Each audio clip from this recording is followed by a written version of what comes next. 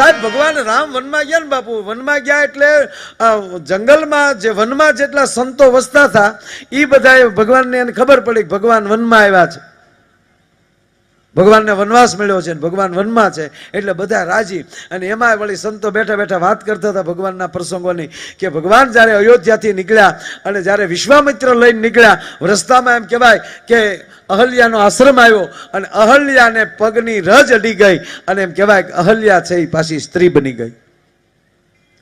હવે એવી વાતો કરીને તો ઈ વખતના એ બધા સંતોને થયું કે તો આપણે લગ્ન કરાય હો. ઋષિમુનિઓ લગ્ન કરતા ત્યારે એમાં કઈ સવાલ નહોતો. તમામને ઋષિપંથીઓ ઓલા તો હાવ વનવાસી હતા. અરે કે ઓલા કે અરે લગ્ન તો કરના હૈ તો ક્યાં કહાં કરે લગ્ન, હમે તો જંગલ में वन में વસતે હૈ.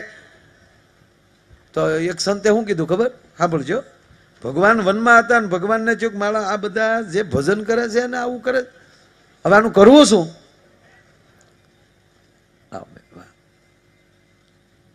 એટલે ઓલા સંતોએ કીધું કે આપણે લગ્ન કરીએ. જો ભાઈ કથા છે હો, પાછું તમે હાવ મારું ઓલ ન માનતા. તક પણ કે આપણે ભણવું કોની આરે?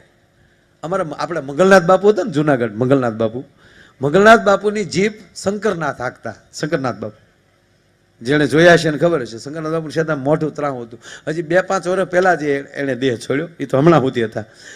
મંગલનાથ બાપુ દેવ થઈ ગયા પછી પોતાના વાડીએ જ પોતે કુટિયા બાંધીને રહેતા, અહીંયા આપણે આટકોટની બાજુમાં.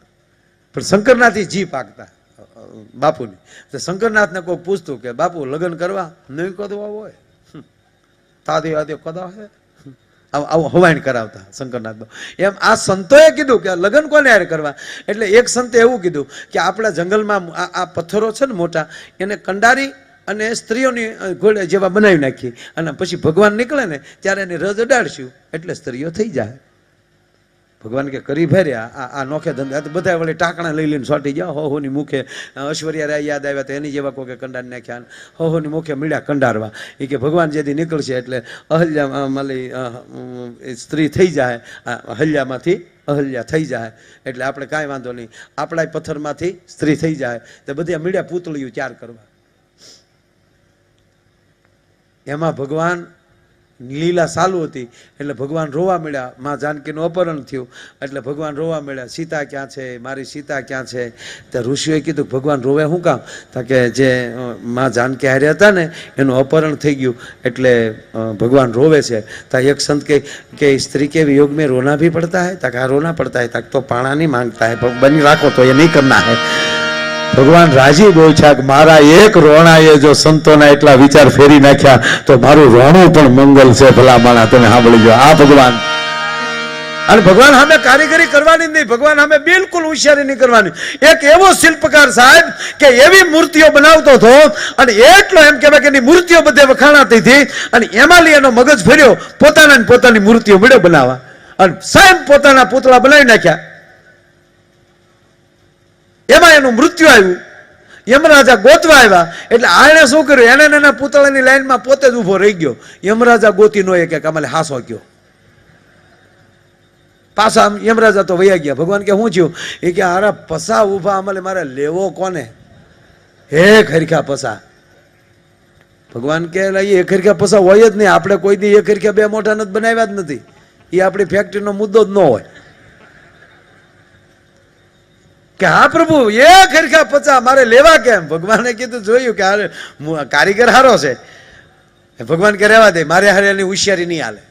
એમ કે હા હું જાઉં, તું જોજો, તું હારો હારે રહેજે. જેવો ઓળખાઈ જાય એટલે તું ગાળીઓ નાખી દેજે. ગોબો ઉપાડવાનું તારું કામ. લાવ. એટલે આ જે જગ્યાએ મૂર્તિઓની વચ્ચે ઉભો થયો ને એટલે ભગવાન આવ્યા. ભગવાન કે ઓહો કેવી સરસ મૂર્તિઓ બનાવી, આ મરદ કોણ હશે? તો ઓલે કે હું હો બાપા. ઓલે ક્યાંય લીધો તરત હું આવ્યો એટલે ગોબો ઉપડી લા. અભિમાન નો હું ન આવવું જોવે. આપણે આ રામાપીરનો હેલો ગાઈ, હેલો મારો સાંભળો રણુજાના રાય, હુકમ કરો તો જાત્રાવું થાય. હુકમ એટલે હું? વોટ મિનિંગ ઓફ હુકમ? કોણ હુકમ કરે? હું કમ. પોતાનો હુંકાર ઓછો કરો ને તો આવી સંતો હારે યાત્રા થાય. ભલા માણસ હુકમ કરો તો જાતરાવું થાય. આ શબ્દો બધા બહુ જોવા જેવા છે. ત્રીજી વાત, જો ભગવાન જે કરે ને, મેં પાછો કહું, ભગવાન સામે કોઈનું અભિમાન ન હાલે. જો હરણાકશે અભિમાન કર્યું કે તારું નામ કોઈનું જગતમાં ન લેવરાવા દઉં, જે જગતમાં તારું નામ લે એનો ગોબો ઉપાડ લો. ભગવાન કે એમ મારું નામ ન લેવા દે, તારી જ પ્રજા પાસે ન લેવડાવું ને તો પરમાત્માની, એની જ ઘીરે પ્રહલાદ મોકલ્યો. અને પછી હરણાકશને કીધું લે કઈ સાળો લે. કેવા કહેવાય એને, ભગવાનને ન માનતા હોય ને કેવા કહેવાય? નાસ્તિક. નાસ્તિક એની એક બીજું આખું નામ અલગ જ આવે. નાસ્તિક નહીં પોગી શકાય. હા તો એની ઉપીરનો માલ છે. હા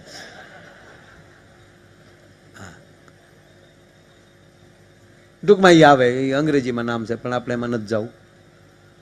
એને કહેજો, કોઈ ન માનતા હોય એને કહેજો કે તારામાં તેવડ હોય ને તો અમારા ભગવાનને તું ગાળું દે છે, તારો વાળ વાંકો નહીં થાય દોસ્ત.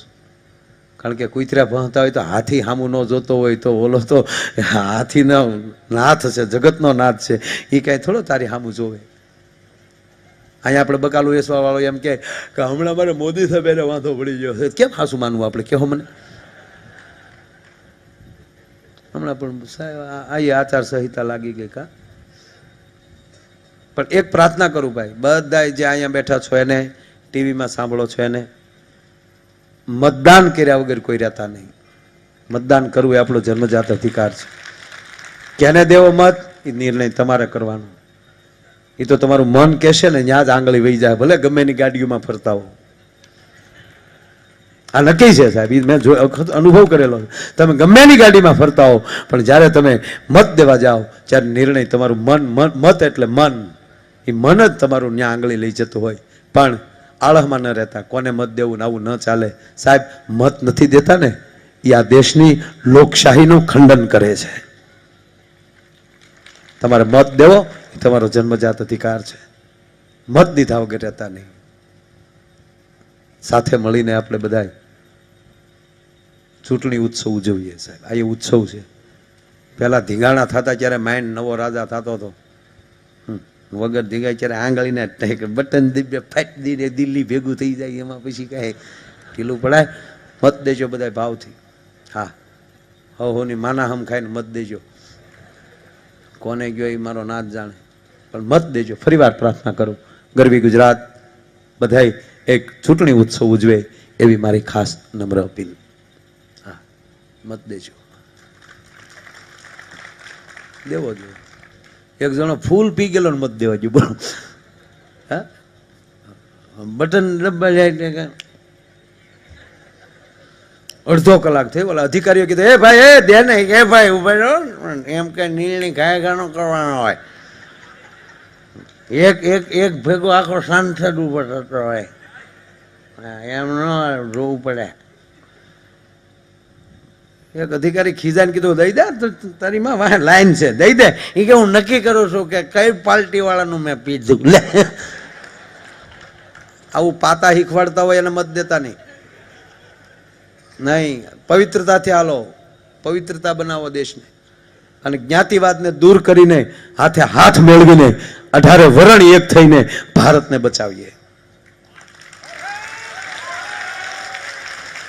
આ સીમાડામાં મિલિટરીના યુવાનો અને મારીને તમારી વચ્ચે પોલીસના યુવાનો, એણે કોઈ દી એવું કીધું કે મારી જ્ઞાતિના માણસો પર પથ્થરમારો થાય ત્યારે હું આડો આવી? એમ કીધું જ કોઈ દી? મિલિટરીના યુવાનો જે સરહદ ઉપર ઉભા છે એને કોઈ દી એવું કીધું કે આ બાજુના દેશવાળા મારા સમાજ ઉપર બોમ્બ મારશે ત્યારે હું સામો જાય? એવું કીધું છે સાહેબ? એ 18 વરણના થઈને ઉભા હોય અને આપણે અહીંયા જીવી તેવી વાતોમાં હું ફલાણો છું, હું ઢીકણો છું, આવું કરી અને દેશનું બંધારણ તોડી રહ્યા છીએ આપણે. સારી વ્યક્તિ પસંદ કરો. જે કાનૂન તોડે એના વખાણ કરી છે આપણે. અરે કે અમારા ફલાણાભાઈ બહુ હારા, પોલીસ સામું એટલું બોલી ગયા, અમારા ફલાણાભાઈ એવા હારા, લાઇટ કાપવા વાળા આવ્યા, એને કીધું કે આમ કરી નાખી. નહીં, એ મોટો નથી. જે આ દેશના કાયદાને માન આપે છે, જે આ દેશની શિસ્તને માન આપે છે, જે આ દેશના બંધારણને માન આપે છે, એ ભારતમાં મોટો હોઈ શકે. ભલામણા બંધારણ તોડે મોટો ન હોઈ શકે. એટલે ખાસ વિનંતી કરું કે આ શિસ્ત આપણે લાવવી પડશે. 18 વરણને એક બનવું પડશે. નવઘણ આયરનો દીકરો નહોતો સાહેબ, ક્ષત્રિયનો દીકરો હતો, રાનો દીકરો હતો. પણ દેવાયત બોદરે એવું નહોતું કીધું. એને એવું થયું કે મારા રાષ્ટ્રનો દીવો ઓલાઈ જાય, મારા રાજનો દીવો ઓલાઈ જાય, મારા મહારાજાના વંશનો દીવો ઓલાઈ જાય તો મારા રજવાડામાં રહેવું હુકામ જવું, મેં આ રાજનું અન્ન ખાધું છે. હે સાહેબ, એને જો પોતાના પેટના દીકરાને જાતો કર્યો હોય તો હું તમે એક નાના નાના સમાજના વાડા બાંધીને બેઠા છે એને જાતા ન કરીએ.